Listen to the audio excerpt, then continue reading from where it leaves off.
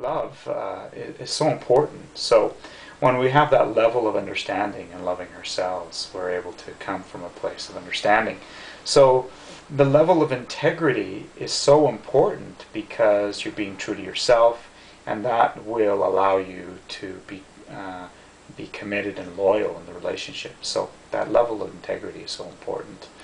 We put so much emphasis on qualities that are of little importance, but at the end what's important is your level of compassion, your level of understanding, your willingness to grow together, your willingness to just look at each other and say, I love you for who you are, and I want you to be a better person.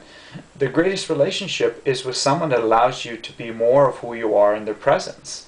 And the more they allow you to be more of who you are in your presence, what nationality that is. What matters is what's inside. What matters is, do you have a love and a respect for each other? And when you have that level of respect, you have that level of understanding that you always wish the best for someone else, and that you help them to become a better person on a day-to-day basis, and that you don't bring up the past.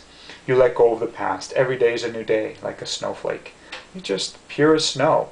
And when you're able to come from that place and really understand that we prosper as we have an understanding for one another, and we love ourselves enough to be able to bring out the best in each other.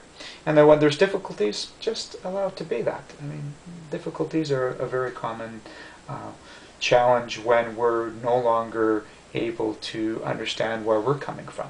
So we have to be compassionate when someone reacts in a way that may not be the way we're used to, and just say, I guess you must be having a difficult moment, and very soon after that you find out what's really important. What's important is your level of compassion and understanding, or at least empathy, because even if you don't understand, at least if you have empathy and compassion, you're willing to listen to someone, and when you hear them out, you're able to see that they just needed to vent.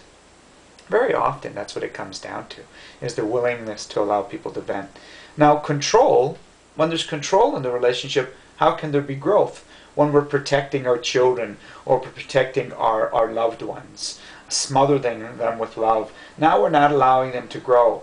So that's not healthy either. And again, that has nothing to do with nationality. That has to do with bridging the cultural diversity that we may have in the cultural differences, but understanding the commonality that exists between one another. And I've shared that too when I ran for office, bridging the cultural diversity and the commonalities. And this was used by other statesmen and politicians as well. So it's something that we really need to think about, is how are we going to look and perceive not so much others, but how we perceive ourselves in the relationship. Because that is so important, and that is what encompasses the next part of bringing together our character, our trust with ourselves, because that level of trust must come from first the level of understanding that we are more than this human body and flesh, but we are spirit and soul, and through the grace of God from within us, we're able to bring out the best in each other, and we have no concern of hurting or harming any other human beings, because we understand that we're all one.